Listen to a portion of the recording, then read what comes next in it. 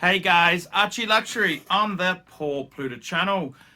Today I'm doing paid review 23QB26 wristwatch check wearing the ceramic bluesy 40mm Submariner.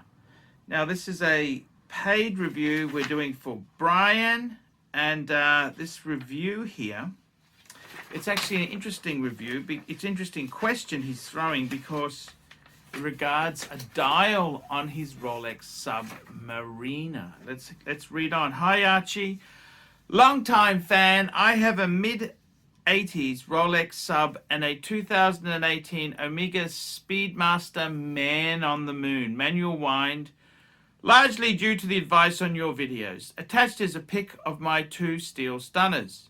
I am hoping you can provide me some advice. My Rolex Submariner 16800 is a somewhat rare transitional model that was only made for a few years. It has an updated replacement dial rather than the original Tritium Dial. I actually do like the modern look of the watch, but I've found myself on eBay looking at Tritium dials from the early to mid 80s that have a nice patina and would be appropriate for my model. The dials range in price in cost from $800 to $1,500 US, depending on how nice the patina is. So I'm wondering what your thoughts are on the investment.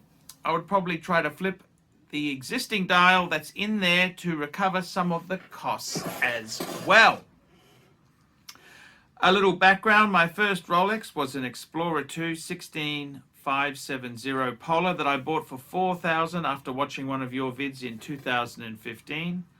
I traded that watch and $1,000 for the Submariner in 2019, so I'm only $5,000 into this watch, which is pretty incredible. I've seen this watch with really nice patina with the original dial listed for over 10.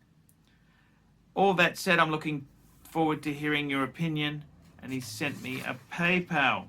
So I came back to him and I said, look, thanks for your email. I said, look, keep the dial you already have. Don't try and change it. There's so many fake dials out there, many faked up dials.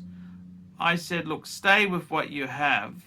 And I've got to be honest with you, if this dial itself there, it's a good question. Would you want to go back to an original Tritium dial? And ideally, in an ideal world, we'd have the original Tritium dial with Tritium hands on it. So the next question is also, you would probably say, well, if you've got the Tritium dial, you want Tritium hands as well to go with it. So I don't know whether they've changed the dial and the hands or just the dial itself. But if it was me, if it was my watch, I would tend to stay with what you've got. The big danger is by changing these dials over, you could get a dial which is a fake dial, which is even worse than a service dial.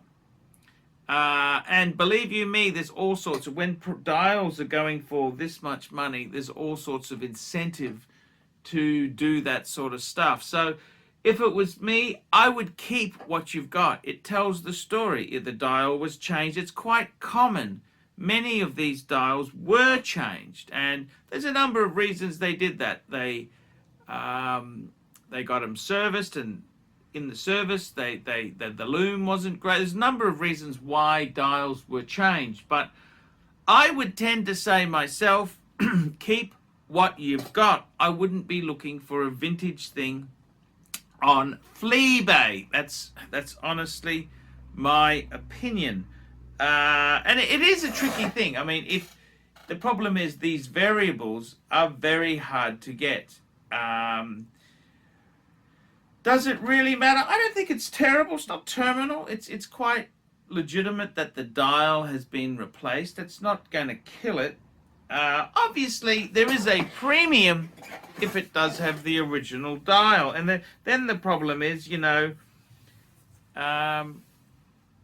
is it for that exact, you know, there's so many little variations here.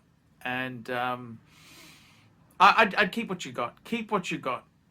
And this is the big drama with vintage. And I tend, nothing wrong with having the dial changed over. I'd keep what you got, because I'd be more fearful of getting, you know, a non-original, a fake dial. That's what I'd be more concerned with. So my advice to you is keep what you got. It's a great watch. They're a nice watch, the 16800 and the 168,000. Great watch. Enjoy it, love it, wear it, use it.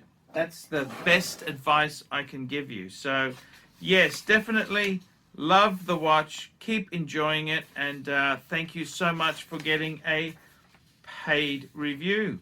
And guys, remember, I can't survive on paid reviews on Google Ads alone. Paid reviews keep me full-time on YouTube. And don't forget, look down on the description, organize one today, and I will see you in the next one. Hi guys, it's ArchieLuxury. Guys, I want to talk to you about David SW. David SW, David SW. Guys, if you are in America, if you are looking for a Rolex watch of your dreams, in fact, if you're looking for a contemporary modern wristwatch, I strongly advise you to look at David SW. Guys, don't play the dealer games. Don't bring in chocolates or Krispy Kremes for your dealer hoping to get a Rolex at retail. It's futile. Please, guys, save your dignity. Keep some pride. Go to David SW.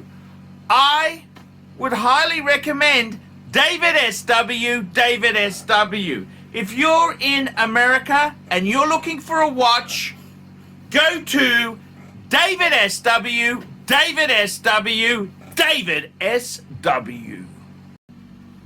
Hey guys, ArchieLuxury on the YouTube sensation, the Paul Pluta channel. Guys, I need you to help me out, guys. I can't survive on Google Ads alone. I need you to request a paid review. $50 US, look down in the description. $50 US, I will review your collection. I'll tell you what I think of it, and I'll give you some pointers. The other thing is, guys, you can sponsor me on Patreon. Patreon allows you to pay a couple bucks a month, $1, $2, $5, whatever you want, and it keeps me going on YouTube. Because, guys, I'm in a niche. Nobody can make money out of the views I get. The views are crap because it's a small, specialized area, and I don't talk about garbage for the sake of views. Guys, sponsor me on Patreon, look down below, and I will see you in the next one.